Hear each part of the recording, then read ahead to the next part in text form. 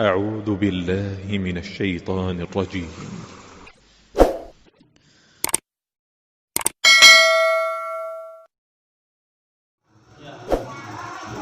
Wasari'u ila maghfiratin min rabbikum wa jannatin 'arduha as-samawati wal ardu uiddat lil muttaqin. Wasari'u ila maghfirah. Jadi dari ciri-ciri orang yang bertakwa, mereka selalu menyegerakan apa? Ampunan daripada Allah. Wasari'u ila maghfirah. Silakan.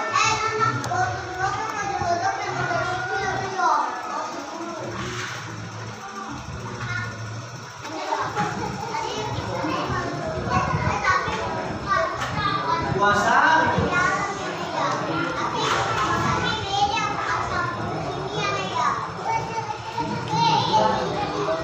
salah ain ya. Puasa ila maghfirah. Bersegeralah untuk memohon ampunan. Karena manusia itu tidak luput daripada salah dan dosa. Oleh karena itu mereka orang-orang yang bertakwa, mereka orang-orang yang benar, mereka selalu memohon ampun kepada Allah Subhanahu wa taala. Mereka selalu beristighfar kepada Allah Subhanahu wa taala. Makanya biasakan latah kita itu apa ya? Latah benar ya? Iya betul. Ya, kebiasaan ucapan kita itu adalah istighfar. Ketika ada kesalahan-kesalahan yang kita lakukan, maka spontanitas mulut kita itu mengucapkan istighfar.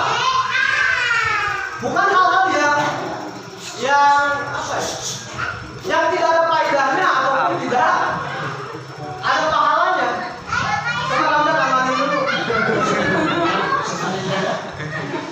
Enggak berarti namanya apa? Kayak anak-anak paling itu anak-anak semua kayak gitu. Kamu juga dulu kayak gitu ya? Kalau motor orang dibakar. Aja. Iya benar. Ya kan? Anak ayam dipencet-pencetin. Saya tidak lembang ini. Bisa di lapangan aja.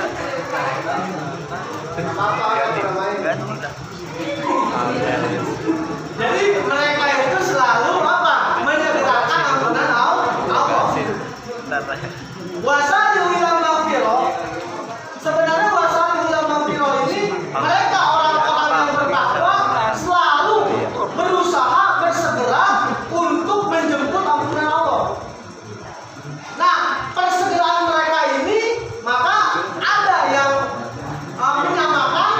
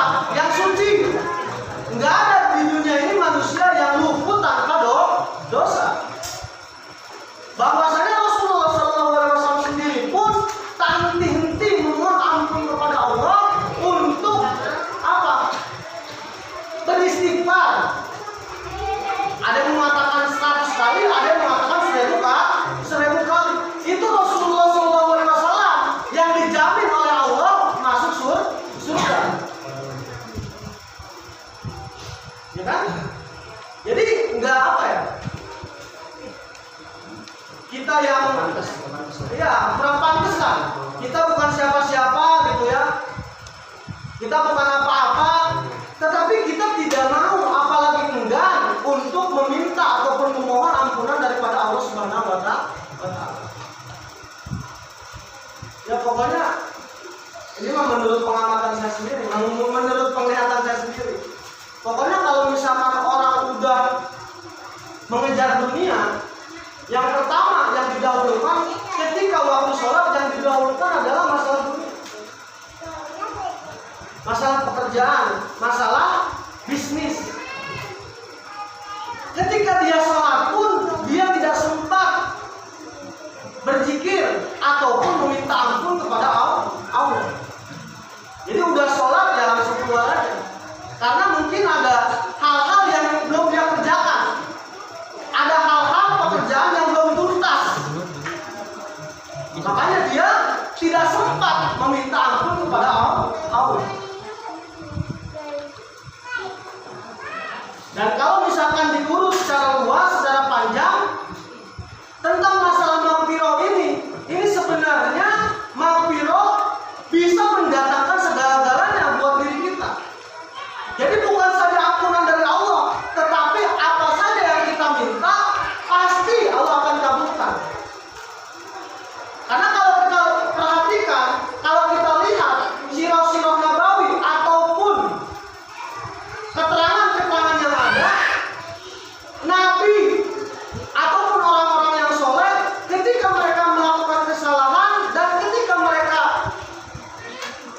hajatnya ingin terpenuhi, yang pertama kali dia adalah mengakui bahwa dirinya adalah berbuat salah, berbuat dosa, memohon ampun sebanyak-banyaknya kepada Allah Subhanahu wa Ta'ala. Nah setelah itu baru meminta hajatnya. Jadi jangan sampai kebalik, jangan sampai hajatnya dikedahukan, memohon ampun dan meminta ampun tidak terlaksana, karena mungkin hajatnya banyak, permintaannya banyak, pengen ini pengen itu misalkan, ya kan? Ini banyak sekali manfaatnya, banyak sekali manfaat. Sampai-sampai ada kisah dari tukang roti, bukan roti bakar juga ya. Jadi ada kisah dari tukang pembuat roti yang dia itu sangat, kalau bahasa sekarang apa ya, mengidolakan gitu kali ya, ngefans lah, ngefans kepada siapa? Imam Ahmad bin Hanbal. Jadi kalau kita mah mungkin yang lagi viral, ustaz-ustaz viral siapa? Adi. Ustaz, oh langsung ngomong Adi, kesopan sih ya. Ustaz aduh, tidak Ustaz. Oh Adi lah, dia Ustaz. Harus sopan. Ustaz Adi Hidayat, misalkan kan? Harus sopan. Oh LC. Harus sopan. Ya pokoknya Ustaz Adi Hidayat bukan Ramadan aja tadi, nggak ada yang terendahin ya. Ustaz Adi Hidayat, terus siapa lagi? Maulana Ustaz Maulana tahu lagi. Soalnya saya diem. Ya maaf. Ustaz siapa lagi? Umar Minta dan seterusnya. Pokoknya ustaz-ustaz yang sekarang lagi viral. Maksudnya apa ya? Yang terkenal gitu lah, bukan viral. Yang terkenal. Nah ketika kita takjub gitu kan, takjub dengan ustaz-ustaz yang tadi itu, kapan saya bisa ketemu, ya kan, benar nggak? Kapan saya bisa foto bareng, kan biasa sekarang kayak gitu, ya kan? Makanya ada kisah dari apa? Ustaz yang di Makassar. Sekarang mereka itu para jamaah bukan meminta fatwa dari ustaz, bukan meminta nasihat dari ustaz, tetapi yang mereka minta apa? Foto. Yang paling utama minta foto. Kita foto dulu kan. Nah, ntar udah dipoto baru. Bukan, itu biasanya tuh bikin status. Abis ikut kajian taklim ustaz anu. Ada fotonya soalnya kan? Ada fotonya. Nah, kita ngefans. Ini contoh aja kan? Contoh dia tampil aja. Oh, dari mana-mana. Nah, dari mana-mana. Ya seperti itu pula. Pada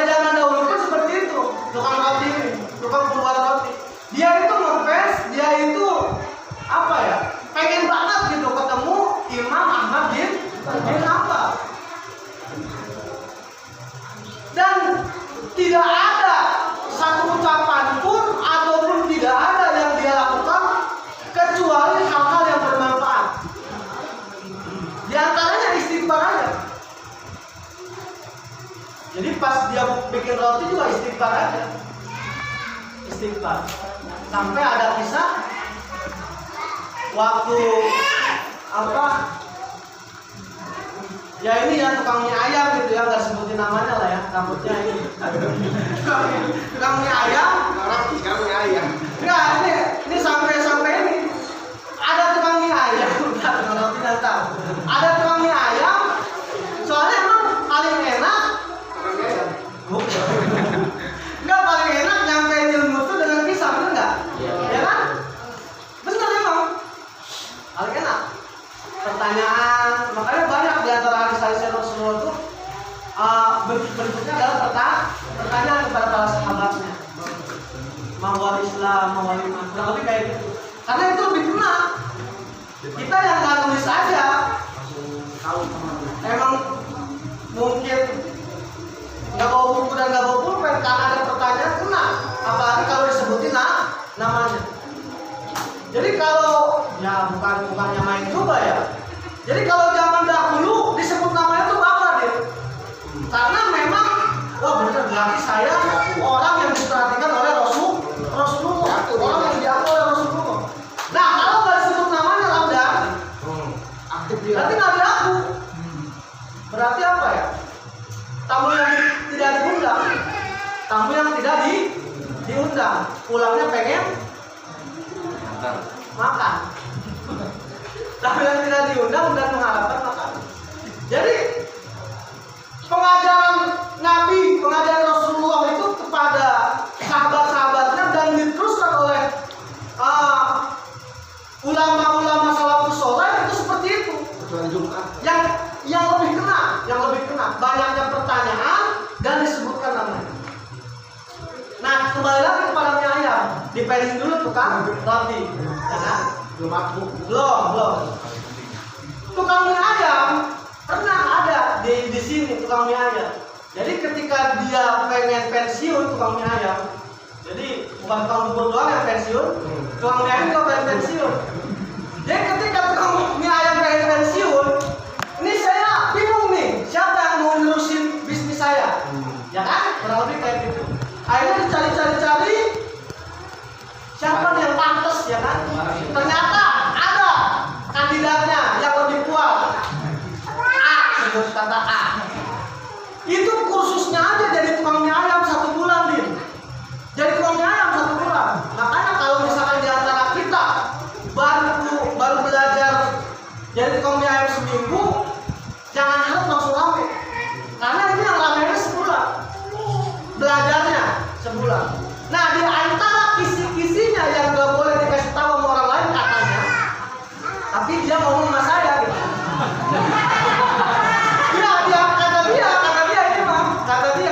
Kata dia ini gak boleh kasih tahu siapa-siapa nih.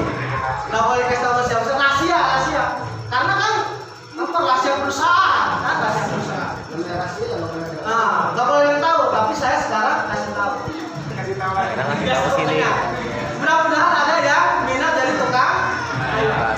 Jadi pas nanti, ada ya orang menceng ya. Ibunya ada ya suka bikin ayam ya. Boleh dicoba. Jadi pas nanti bikin bumbu racikan, itu jangan berhenti sampai bumbunya itu jadi membaca Asmaul Husna. Iya, dan muternya ke kanan, jangan ke kiri. Muternya ke kanan, jangan ke kiri.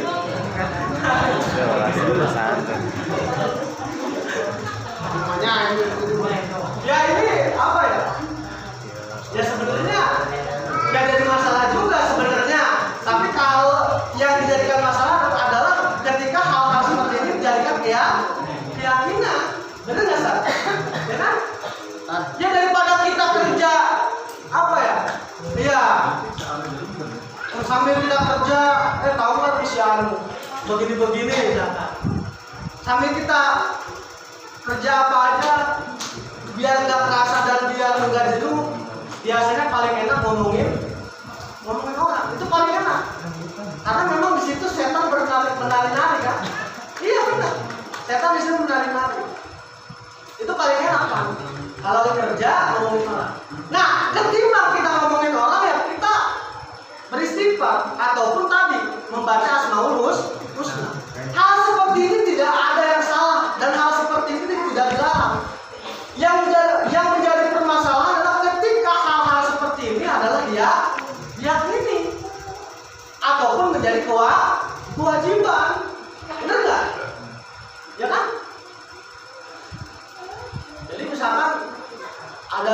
apa ya? Ada pertanyaan ataupun ada yang mengatakan malam Jumat baca Yasin, salah nggak? Malam Jumat baca Yasin, nggak ada yang salah. Malam Jumat baca Al-Baqarah misalkan, nggak ada yang salah. Tetapi yang salah itu ketika surah-surah ini dikhususkan dan diwajibkan, harus. Nanti nggak maksudnya? Iya. Seperti itu. Jadi nggak ada yang salah. Nah, kembali lagi setelah dari mie ayam, kembali lagi ke tukang roti. Tukang roti yang ngefans kepada Imam Ahmad bin Hanbal karena dia selalu beristighfar, akhirnya keinginan yang kuat itu ditampakkan ataupun dikabulkan oleh Allah Subhanahu wa Ta'ala. Ini Ahmad bin Hanbal ujuk-ujuk pengen ke tempat tukang roti. Terkadang memang orang yang beriman, orang yang bertakwa itu selalu diarahkan oleh Allah Subhanahu wa Ta'ala kepada hal-hal yang baik.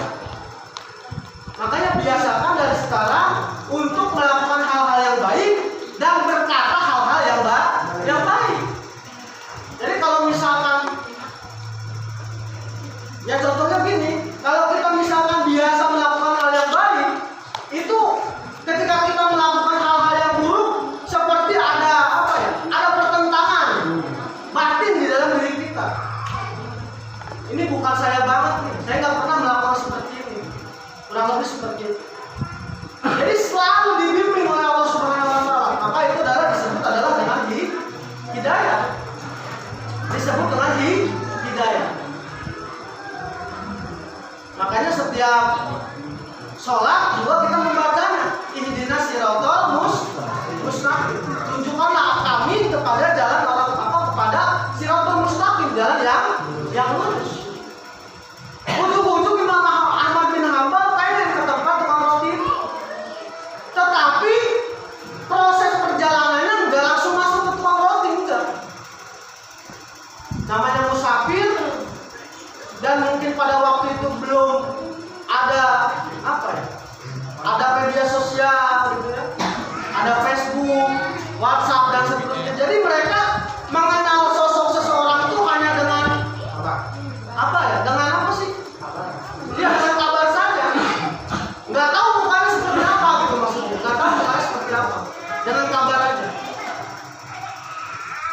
Seperti misalkan tokoh-tokoh nasional Indonesia saja itu banyak sekali yang tidak sesuai dengan aslinya. Kurang lebih kayak gitu. Yang tidak sesuai dengan aslinya. Memang mungkin pada waktu itu belum secanggih zaman sekarang.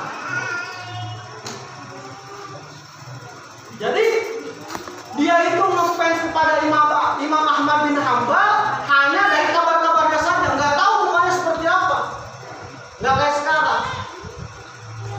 Ahmad bin Hanbal menjadi seorang musafir dan dia beristirahat di suatu masjid. Ketika dia beristirahat di suatu masjid, ternyata penjaga masjid itu ada yang tidak suka dengan Imam Ahmad bin Hanbal. Mungkin misalnya risih ataupun mengganggu. Maka tukang roti ini yang mungkin melihat musafir tadi ngajak ke rumahnya. Dia masuk ke rumah saya. Masuk ke rumah saya. Singkat cerita, ternyata itu adalah Imam Ahmad bin Hanbal. Itu adalah Imam Ahmad bin Hanbal. Amat sangat terkejut ya tukang roti mendengar pengakuan daripada orang tua tadi. Ini orang yang benar-benar saya fans kepada dia. Saya pengen banget ketemu sama dia. Jadi dengan istighfar itu, intinya dengan istighfar itu semuanya akan terjadi walaupun kita tidak menyangkanya. Walaupun kita tidak menyangkanya, itu semuanya akan bisa terjadi.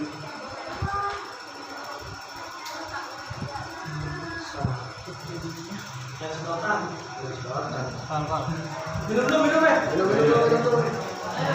Kotak-kotak jangan terlalu tegang lah. Kayak gimana? Kalau kongres yang duduk aja. Iya. Biasa. Dari warna. Itu lebih sehat. bukan di komputer kan? Dan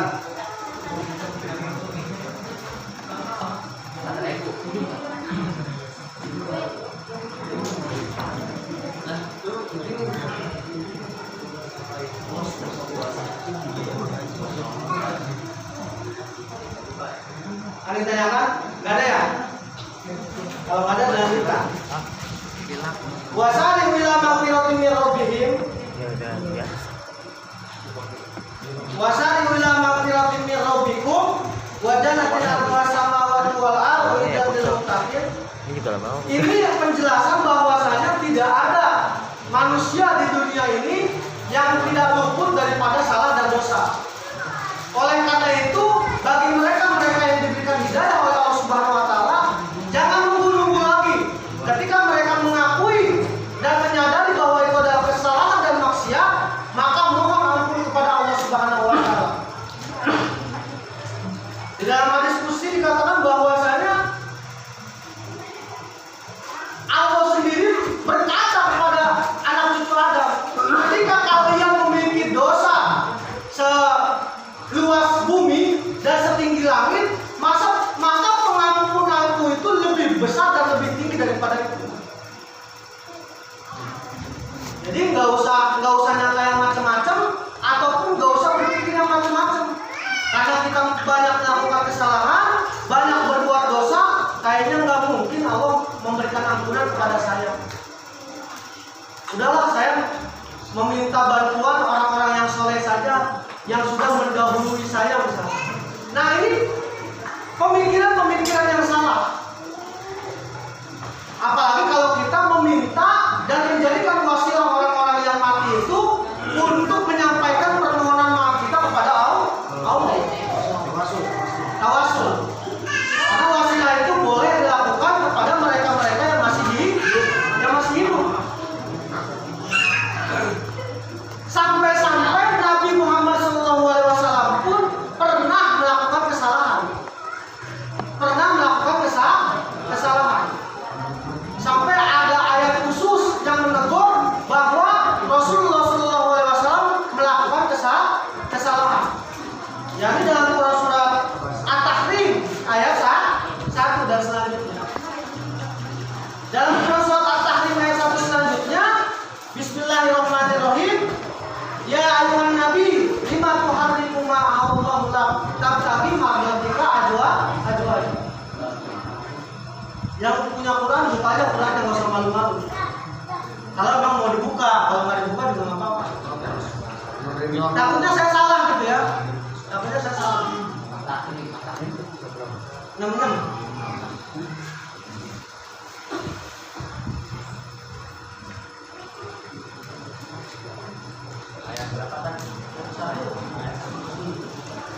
Ya Nabi, ya ayuhan Nabi.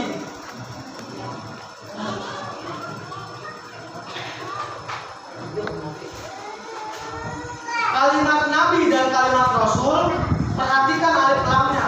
Kalau misalkan di situ ada alif lam seperti ini, alif dan lam yang disambung, an-nabi ataupun an-rasul, itu sudah pasti menunjukkan kepada Nabi Muhammad SAW. Tetapi ketika alif lamnya ini tidak ada, maka di situ belum dijelaskan Nabi siapa ataupun Rasul siapa.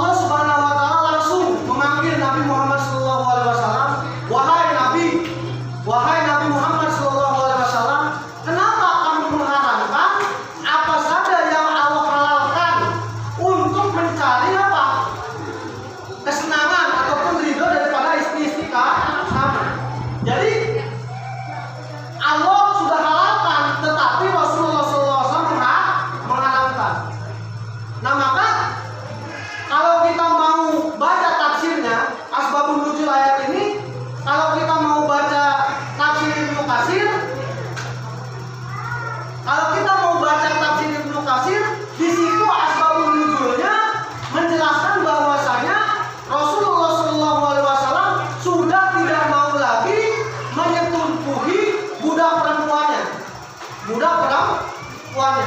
Padahal pada waktu itu budak perempuan itu halal, boleh untuk digauli, boleh untuk disetubuhi, halal. Paham ya? Karena perbudakan itu sudah tidak ada sekarang, ya nggak bisa dijadikan dasar misalkan pembantu kita hajar juga misalkan, nggak bisa. Pokoknya itu pembantu bukan budak nih. Kan banyak video-videonya kan, sampai di apa namanya, digambarkan pembantu yang seksi itu seperti Inem pelayan seksi. Padahal nggak semua pelayan itu seksi. Si Inem aja yang seksi, yang lainnya nggak seksi. Nah, mereka nih, kenapa saya ngomongin pembantu? Karena pemahaman orang-orang Arab sono, kalau ada TKW bener ya, TKW yang dari Indonesia kerja di Arab, itu mereka perlakuan seperti budak. Mereka perlakuan seperti budak. Ya boleh diapa-apain kalau budak itu. Pemahaman mereka itu seperti itu. Padahal perbudakan pada zaman Rasulullah SAW bukan seperti itu. Yang intinya budak itu halal pada zaman Rasulullah SAW. Allah menghalalkan budak perempuan untuk digauli ataupun disetubuhi. Itu kalau misalkan membaca tafsir Ibnu Katsir.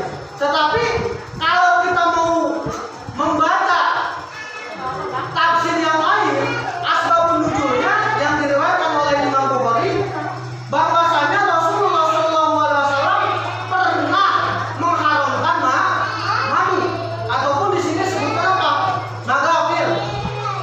Magafir itu madu putih. Sebenarnya apa?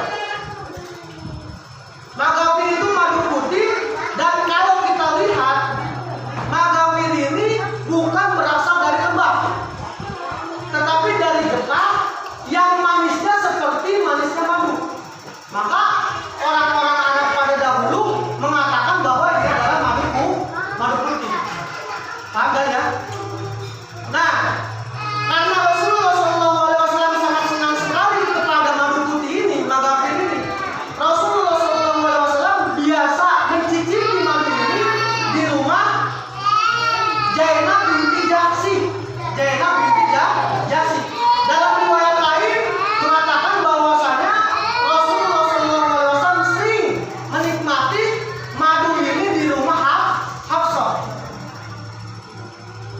Jadi memang ketika kita mempelajari ilmu, banyak sekali keterangan-keterangan yang bukan berarti simpang siur ataupun bukan berarti bertentangan, bukan. Karena setiap keadaan itu berbeda-beda. Contoh, nih saya belum masuk sini ya. Kok kenapa tafsirnya beda? Maksudnya dari beberapa tafsir mengatakan asbabun nuzulnya itu berbeda-beda gitu. Maka saya jelaskan. Contoh misalkan dari beberapa masalah sholat yang simpel dan sederhana. Kenapa kok sholat kita beda-beda? Dari beberapa hadis yang dikeluarkan oleh para sahabat yang dekat dengan Rasulullah SAW, itu mengeluarkan hadis yang berbeda-beda. Contoh misalkan, kok kenapa ada ketika kita sholat yang mengangkat tangan itu sejajar dengan kedua kuping, ada juga yang sejajar dengan kedua pundak, ataupun ada juga yang di bawah daripada pundak. Nah, dari hadis-hadis ini, riwayat hadis ini dikeluarkan oleh sahabat yang berbeda-beda. Ketika dia melihat Rasulullah SAW di posisi mana dan di keadaan apa, ngerti nggak maksudnya? Ya kan? Jadi nggak bisa dipatok, apa ya? Nggak bisa dijadikan hak mutlak bahwa Rasulullah SAW itu seperti ini dan yang lain salah misalkan. Tidak bisa seperti itu. Karena dari keadaan para sahabat juga berbeda-beda. Contoh yang lain misalkan apa ya? Yang ada di kita lah, yang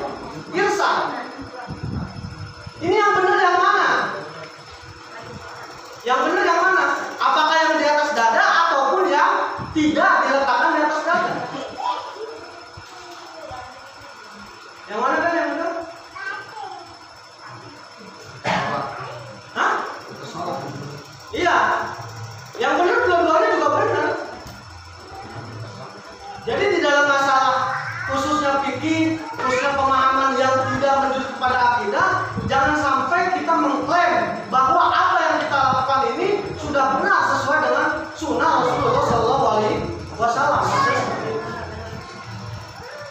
Karena di banyak kisah juga, seperti contoh, kalau kalian mau lebih detail lagi mengetahui pemahaman ataupun penjelasan tentang masalah ikhtilaf ini, contoh sederhana di dalam masalah kunut, ya kan? Di antara kita meyakini bahwa kunut itu adalah bid'ah, benar nggak? Bahkan yang melakukan kunut sebagian kelompok mengatakan itu adalah sesat, benar nggak? Tetapi orang-orang yang berilmu, yang mereka menguasai di dalam bidangnya, mereka bijak di dalam masalah menyikapi permasalahan ini. Benar nggak? Sampai Imam Ahmad dan Imam Syafi'i saja tidak pernah gontok-gontokan ataupun tidak pernah saling membid'ahkan tentang masalah kunut. Ngerti nggak maksudnya? Ya kan? Jadi apalagi kita dengan pengetahuan kita yang sangat dikit gitu ya, pengetahuan kita yang sangat dikit, apalagi mungkin belajar juga cuma sebentar. Kalau mereka udah belajar tuh tahunnya puluhan tahun, dan mau 4 tahun dia nggak sebentar. Kalau gue yang duit, yang kawin. emang ada yang mau sama dia? Enggak, kalau ada yang mau kawinin aja. Kalau ada yang mau kawinin aja. Ya kan? Bener nggak? Emang mau ngapain lagi? Jadi seperti itu. Di dalam masalah asbabun nuzul ini, saya juga terheran-heran dan kaget. Yang benar yang mana? Ternyata memang penjelasan ulama itu mereka juga memiliki argumentasi sendiri-sendiri. Yang jelas, ya terserah kita mengambil yang mana. Semuanya juga betul. Semuanya juga ditafsirkan oleh imam-imam besar. Kecuali kalau misalkan ada imam yang kecil menafsirkan ayat ini dan bertentangan dengan imam-imam besar, mereka yang paham dan benar-benar menguasai tentang ilmu Al-Quran. Nah itu perlu dipertanyakan. Yang harus dipegang yang mana misalnya? Yang jelas imam-imam yang menguasai dia seperti itu. Paham nggak maksudnya? Jadi ketika kembali lagi ke asbabun nuzulnya, kalau misalkan asbabun nuzul ini diriwayatkan ditafsirkan oleh Imam Bukhari bahwasanya Rasulullah SAW suka amat sangat senang sekali mengkonsumsi madu putih yang disebut adalah magafir. Sebenarnya dia bukan madu putih yang berasal dari lebah, tetapi madu putih yang dihasilkan dari getah. Karena rasanya seperti madu, maka disebut madu putih. Nah akhirnya karena istri-istri Rasulullah SAW cemburu kepada Rasulullah yang suka mampir ataupun suka berlama-lama di rumah Zainab bin Jahsy ini, akhirnya nih Hafsah sama Aisyah radhiyallahu anha ya sebut aja Huma pinter banget dia bersekongkol nih, kalau bahasa jeleknya mungkin kayak gitu, bersekongkol mengadakan kesepakatan di antara keduanya, karena mereka udah cemburu sama Rasulullah yang suka mampir ke rumah Zainab bin Jahsy. Ini ada apa sih lama-lama banget? Udah sekarang gini aja, karena Hafsah itu lebih tua daripada Aisyah dibisiki, diarahin gitu ya sama istri tuanya ke istri muda. Nah jadi kayak gitu nih, istri muda masih tua, ngomongin lagi aja. Asal jangan kudeta aja, karena mungkin kalian udah menjadi pengusaha yang sukses. Ini kudeta nih antara istri nih. Bagaimana cara menyingkirkan dia? Udah lagi tidur aja lah. Ini jangan yang kudeta seperti ini lah. Karena cemburu doang. Jadi Hafsah ngomong sama Aisyah, wah Aisyah gini aja. Pokoknya kita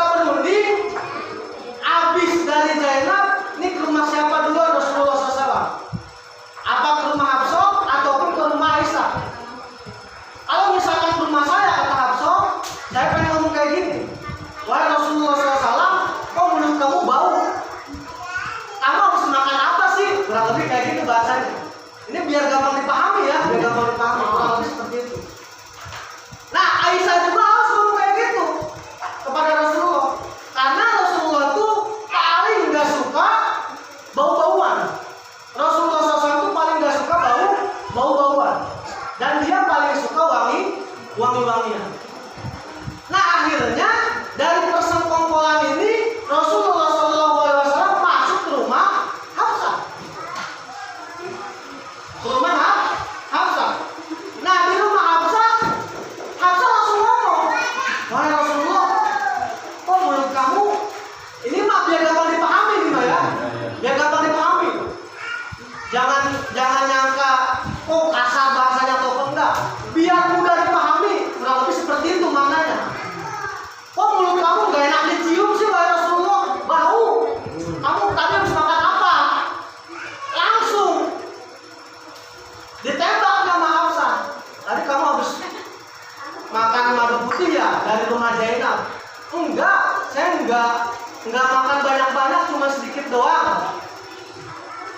Jadi kecemburuan itu yang menyebabkan Rasulullah SAW sampai mengharamkan madu. Kurang lebih seperti itu asbabun nuzul. Akhirnya setelah perbincangan itu maka Rasulullah SAW mengatakan, dari saat sekarang ini maka akan aku haramkan madu untukku. Maka akan aku haramkan madu untukku, kata Rasulullah SAW. Maka Allah langsung menegurnya dengan ayat tahrim ini. Ya ayuhan Nabi, apa tadi kalimatnya? Lima tuharimu ma'ahallahu lak.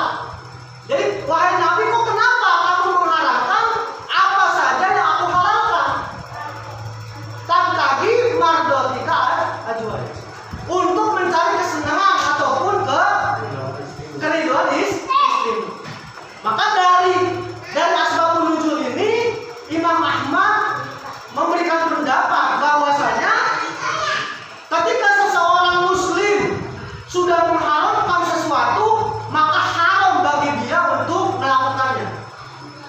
Maka haram bagi dia untuk melakukannya. Karena di antara kita kan, walaupun dari sekian banyak makanan yang halal, ada di antara kita makanan-makanan yang tidak kita sukai ataupun tidak kita senangi, ya kan? Nah, jangan sampai karena kita tidak senang terhadap makanan itu, akhirnya keluar dari ucapan kita, pokoknya perkataan-perkataan yang mencela makanan tadi, ataupun sampai mengeluarkan kata haram. Maka Imam Ahmad bin Hanbal memberikan pendapat, ketika seorang muslim sudah mengharamkan sesuatu, maka haram bagi dia untuk melakukannya. Nah, hal yang perlu dicatat juga bagi kita semua yang sudah berumah tangga, jangan sampai di antara kita mengeluarkan, khususnya bagi para lelaki ataupun kepala rumah tangga, mengeluarkan perkataan-perkataan yang menjadikan istri kita itu haram untuk kita gauli. Ini kadang kalau kita nggak pelajari, nggak belajar, kita seenaknya mengatakan istri kita seperti ini, istri kita seperti itu. Padahal itu semua sudah jatuh kepada keharaman. Misalkan contohnya, misal aja, jangan dibayangin macam-macam, jangan ini misal dari misal saya. Misalkan ketika kita ingin tidur dengan istri kita, karena mungkin dia sudah capek, sudah lelah mengurus rumah, mengurus anak, nggak sempat misalkan ganti baju, nggak sempat misalkan bersih-bersih. Dek, kamu bau banget sih misalkan. Jadi Korea nggak ada tetangga. Bisa, jangan bayar macam-macam. Misal. Besar ti ayeuna, ini bahasa Sunda ya. Besar ti ayeuna, urang ngomong deui sarejeung maneh. Nah, itu udah jatuh itu. Hati-hati. Udahlah, untuk saat sekarang ini saya nggak mau tidur sama kamu. Apalagi ada kalimat yang menjurus kepada itu. Udahlah, dari saat sekarang ini saya tidak mau menggauli kamu. Itu udah jatuh haram. Hati-hati. Nah, bagaimana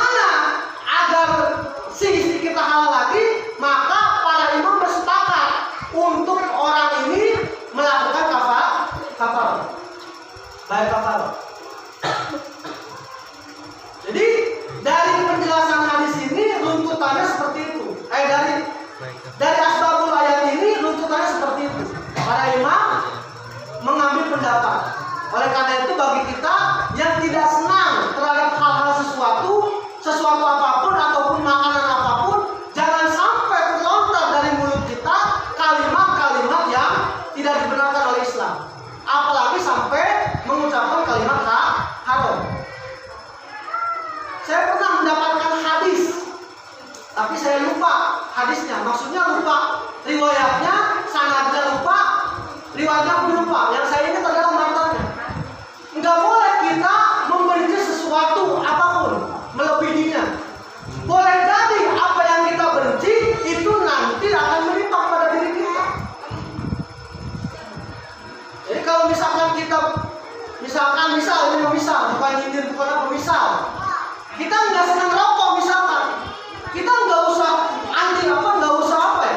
nggak usah terlalu parado kepada orang-orang yang rokok, karena memang hukum rokok ini sendiri masih simpang siur, bisa dikatakan seperti itu, ya kan? Masih simpang sih, yang rokok manggut-manggut aja. Tapi kalau yang merokok ya ada yang bela. Kalau apa maksud terbuka? Ya, tapi sudah. Saya ngomong ini misal, saya nggak nyuruh siapa-siapa enggak. Misal. Artinya sih pokoknya intinya kalau kita nggak suka sama hal-hal sesuatu apapun, nggak usah terlampau lah gitu ya, nggak usah terlampau. Karena bisa jadi nanti ujian ataupun cobaan itu akan menimpa kepada diri kita. Seperti itu. Nah, dari penjelasan ini.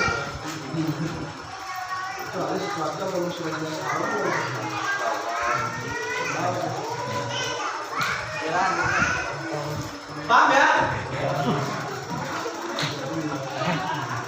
Yang selanjutnya apa? Nah, digambarkan oleh Allah Subhanahu wa Ta'ala dalam surah ini juga bahwasanya mereka yang harus kita temani ataupun yang harus benar-benar kita cari, mereka yang selalu beriman, ya kan? Karena ini adalah ciri orang-orang yang bertakwa, karakter orang-orang yang bertakwa. Jadi kalau kita mengharapkan surganya Allah tanpa ada usaha dari diri kita untuk menjadi kita lebih baik dan lebih benar sampai tingkat derajat takwa, jangan mengharap kita masuk dalam surga Allah. Ya, saya boleh mengatakan seperti itulah, biar kita sama-sama memperbaiki diri kita gitu ya. Karena apa? Karena takutnya dari ibadah yang kita lakukan, walaupun mungkin jarang-jarang, sunnah juga mungkin masih kurang, kita sudah merasa aman dan sudah merasa nyaman. Kayaknya Allah akan masukkan kita ke dalam surga. Surga itu mudah-mudah susah. Jadi dari ciri-ciri orang yang bertakwa ialah dia selalu menyebarkan kebaikan, di antaranya memohon ampun kepada Allah. Yang kedua ialah apa?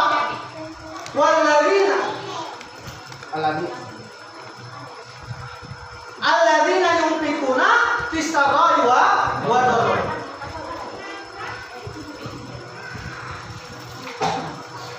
Yang kedua apa? Alladzina jempol. Enggak ada. Can malam dulu.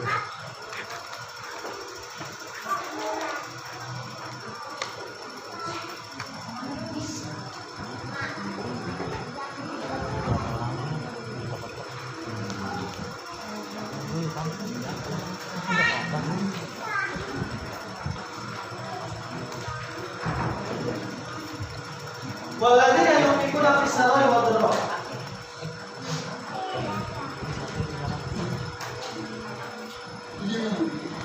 Ini anak yang jawab nggak?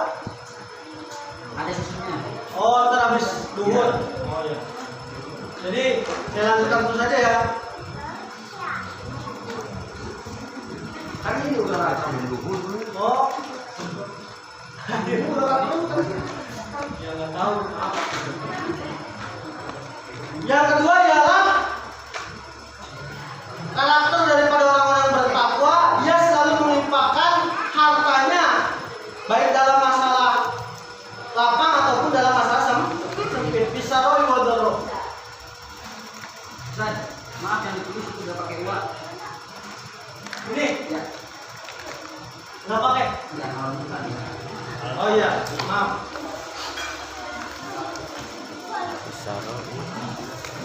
Alladzina yunfikuna fis-sarra'i wad-dharra, bahwasanya dia selalu melimpahkan hartanya baik dalam keadaan lapang ataupun sempit.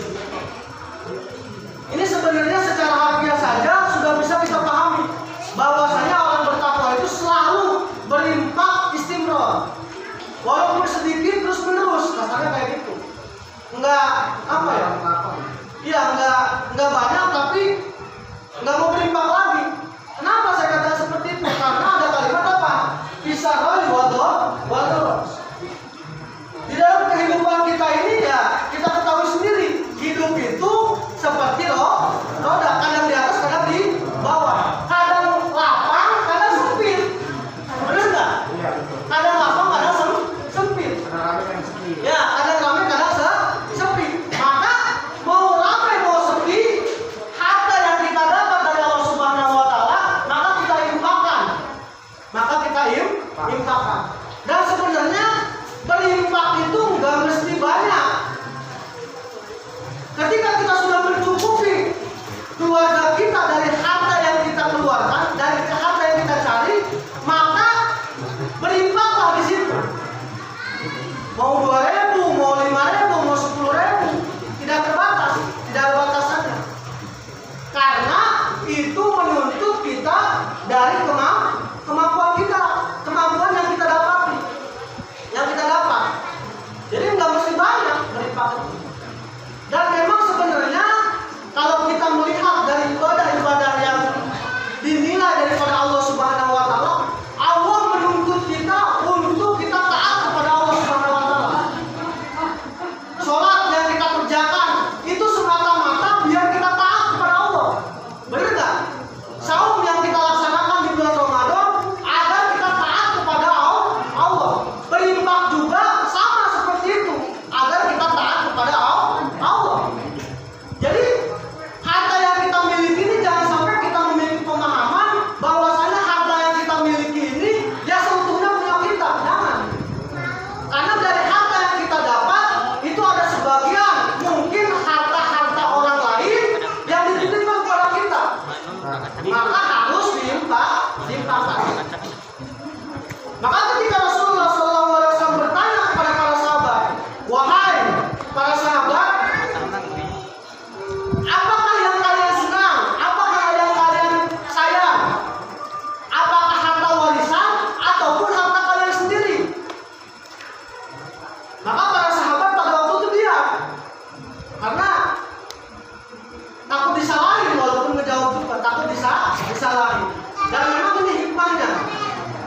Jadi hikmahnya itu biar Rasulullah SAW menjelaskan. Hikmahnya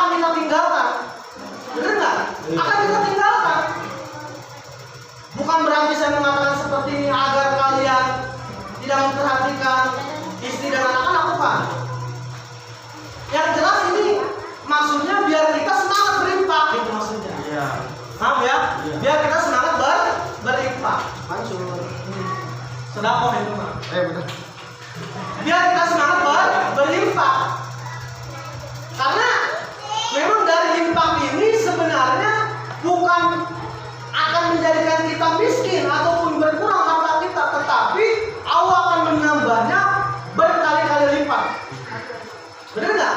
Berkali-kali lipat. Seperti dalam surat berapa? Al-Baqarah ayat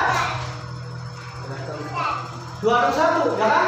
Dalam surat Al-Baqarah ayat 261. Sebenarnya ini pembahasan yang apa ya? Yang sering mungkin disampaikan. Kita tahu lah mananya, apalagi sedapir ya beda. Molotok. Jadi yang jelas ini maksudnya. Ini ciri orang bertakwa, karakter orang bertakwa, kebiasaan orang bertakwa. Jadi kebiasaan orang bertakwa itu dia selalu berinfak setiap hari. Mau dagangnya sepi, mau rame berinfak aja. Mau 2.000, mau 1.000, mau 5.000. Apalagi kalau misalkan dagangnya rame, ulah asa-asa infakkan. Ulah asa-asa infakkan. Dan memang kalau misalkan kita lihat bahasa infak ini mengeluarkan sesuatu yang material, bukan imaterial. Mengeluarkan sesuatu yang material, yang bentuknya ada. Seperti pakaian, barang-barang berharga, uang, dan seterusnya makanan. Itu bentuknya adalah infak. Bahkan di dalam banyak ayat banyak sekali keistimewaan dalam masalah infak. Dan sekali lagi ini ciri orang bertakwa. Kalau kita mau jadi orang bertakwa, ini pelan-pelan dari sekarang. Pelan-pelan dari sekarang kita sisihkan harta kita untuk berinfak. Entah 1.000, 2.000, 5.000. Karena ini adalah ciri orang bertakwa. Jadi jangan sampai kita ngaku karena mungkin pakai sorban, pakai baju gamis, celana cingkrang misalkan. Misal memang nggak nyindir siapa-siapa, misal. Tapi kita nggak mau berinfak, padahal kita udah punya harta. Pasti Allah akan sempitkan rezekinya. Pasti Allah akan sempitkan rezekinya. Ya tadi ganjarannya dalam surat Al-Baqarah ayat 2661. Coba baca bilang, biar semuanya ngedengar gitu. Saya juga hitung-hitung murojaah.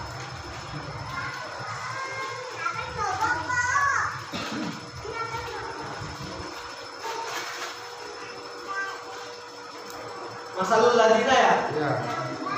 Udah ketemu baca bisa kedua. Boleh?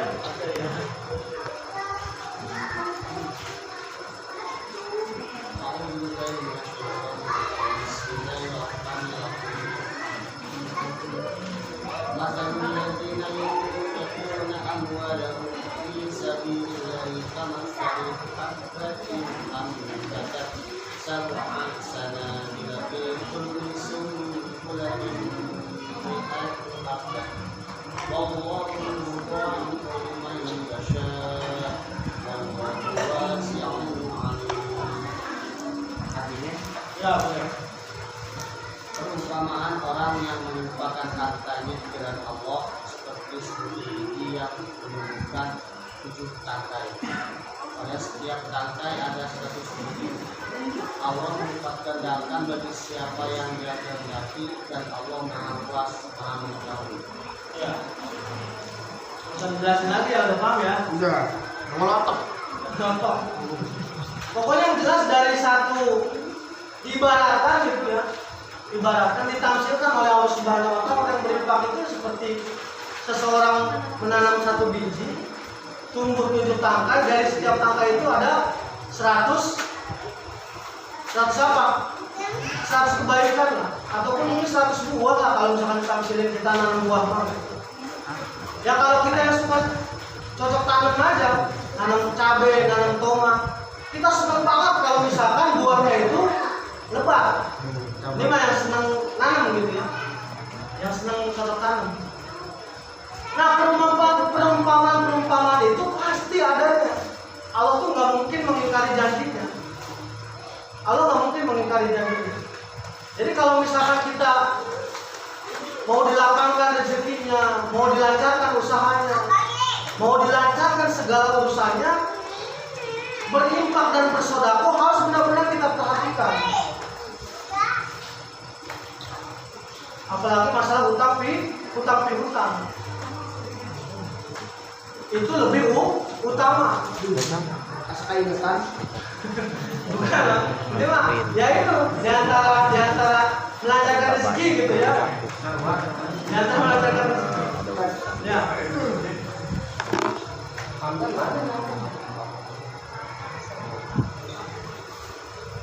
Dan jangan sampai punya anggapan harta yang kita punya ini semata-mata adalah kehebatan kita, kepintaran kita, kecerdasan kita, kelincahan kita, kecerdikan kita.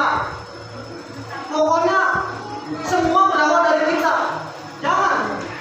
Itu semua adalah karunia yang Allah berikan kepada kita.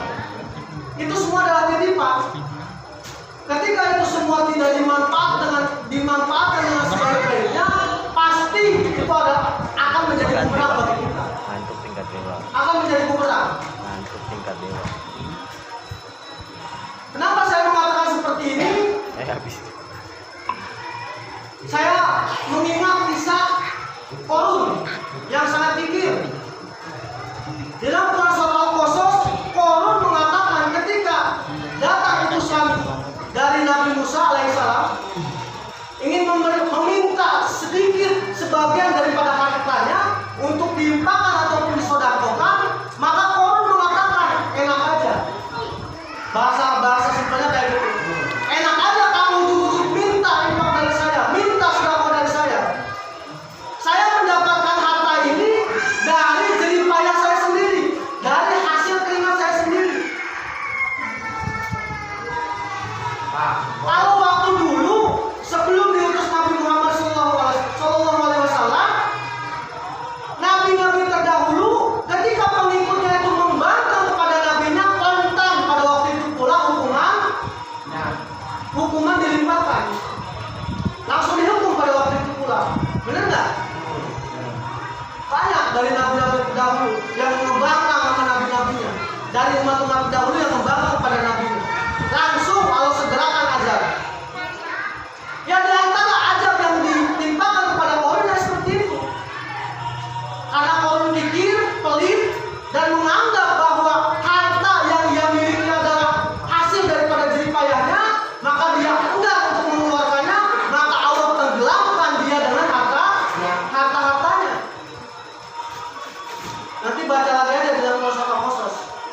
Maka oleh karena itu mari kita sama-sama mulai dari sekarang, mulai dari yang kecil dulu untuk membiasakan berinfak.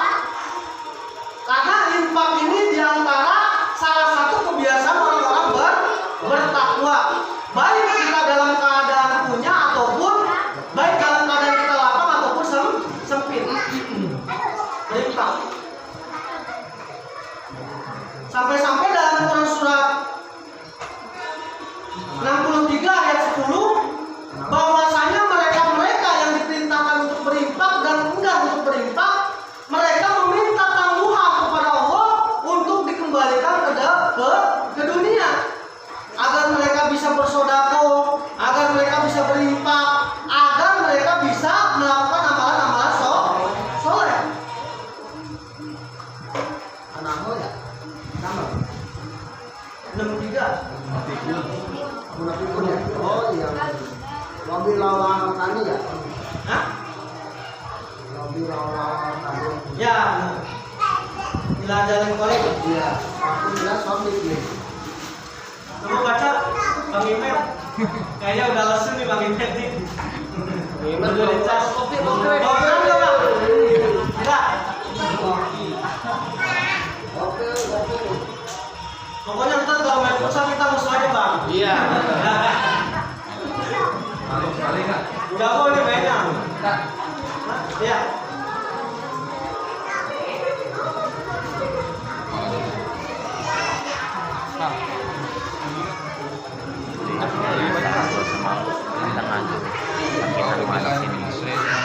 Bismillahirrahmanirrahim. Waladina kafaru wa kadzzabu bi ayatina ulaika ashabun ulaika ashabun nari khalidina fiha Wa anfiqu mimma razaqnakum min qabli. Ayo. ini.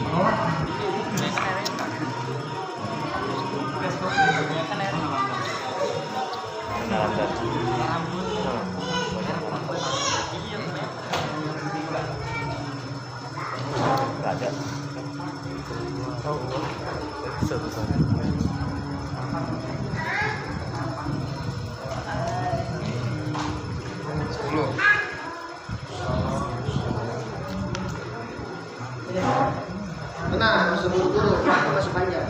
Belum. Belum.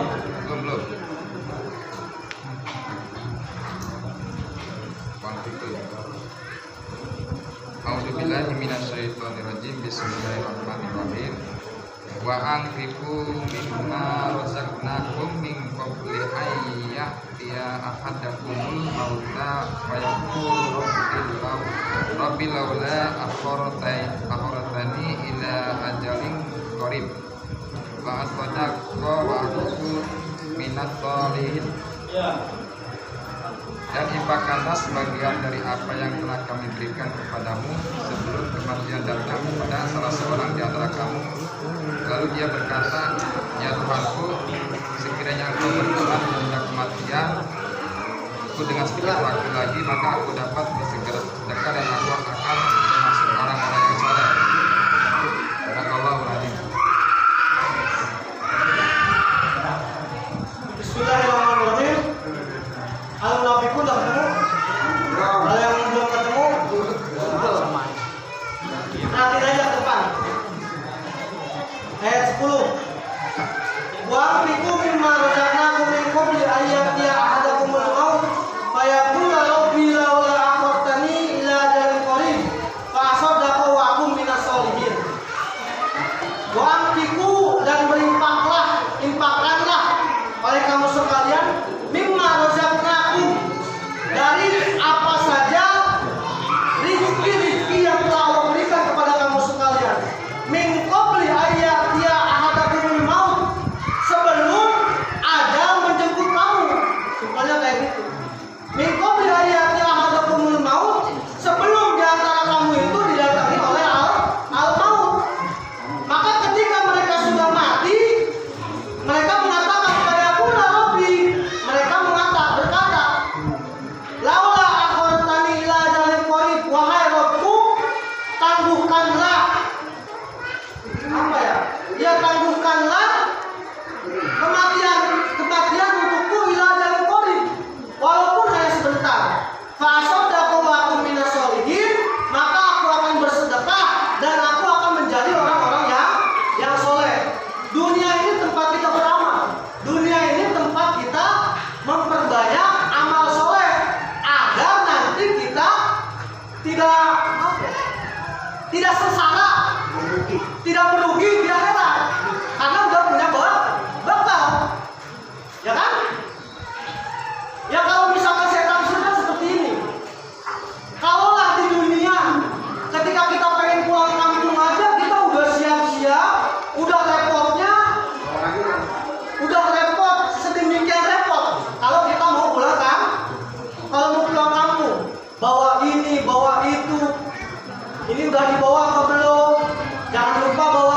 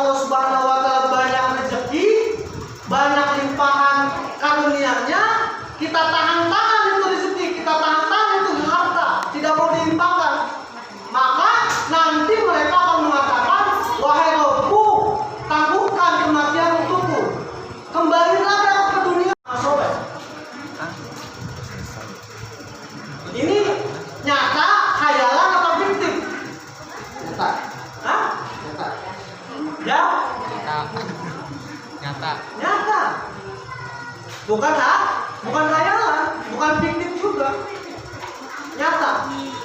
Bagi kita orang beriman, kita nggak boleh ngaku satu ayat pun tentang masalah Al-Quran. La raiba fi. Jadi ketika kita ragu sama satu ayat dalam Al-Quran, maka dipertanyakan keimanan kita. Dipertanyakan keimanan kita. Karena kita nggak boleh ragu terhadap ayat Al-Quran. Jadi karena ini nyata harus benar-benar kita persiapkan. Mari kita sama-sama persiapkan. Baik laki-lakinya ataupun perempuannya, baik bapak rumah tangga ataupun ibu rumah tangga, harus benar-benar disisihkan rezekinya untuk berinfak ataupun bersedekah. Karena ini diantara ciri-ciri orang bertakwa. Ciri-ciri orang bertakwa. Kembali lagi ke surat Al-Imran ayat 134-nya. Ya, nahan dia lebih nahan.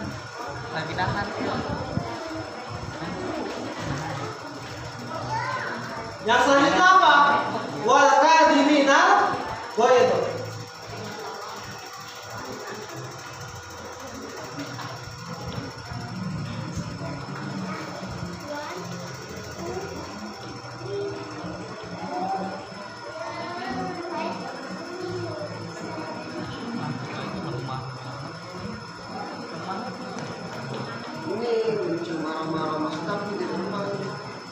Makan.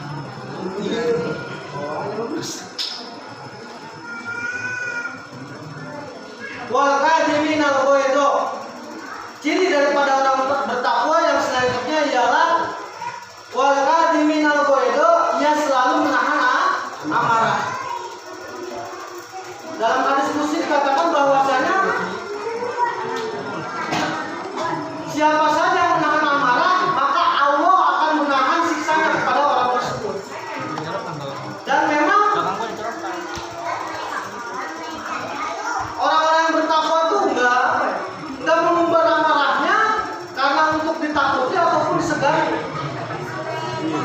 Karena untuk ditakuti ataupun disegani. Ngomong kaku. Iya, karena memang semua orang punya marah gitu. Karena semua orang bisa marah. Tetapi bagaimana cara mengendalikan amarah tadi? Bagaimana cara mengendalikan marah tadi?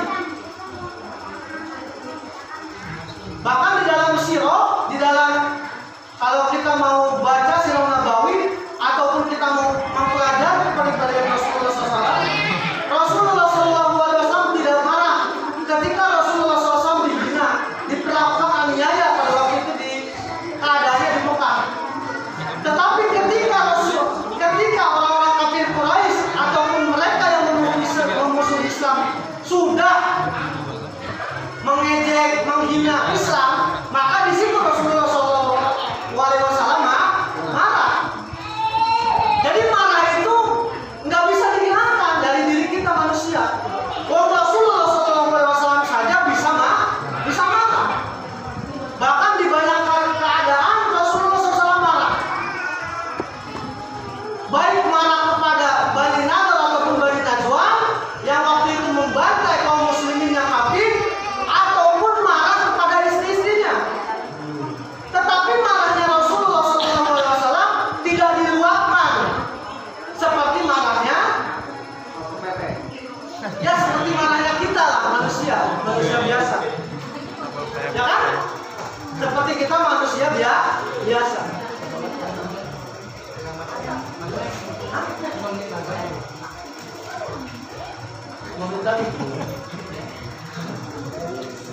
Bahkan di dalam hadis yang sahih katakan apa? Laisa sadidu bisur'ah. Ya kan? Walakin nasadida yamliku nafsahu indal qadar. Jadi orang yang kuat itu bukan orang yang pandai bergulat ataupun orang yang pandai berkelahi. Tetapi orang yang kuat itu ialah orang yang bisa menahan dirinya ketika dia marah.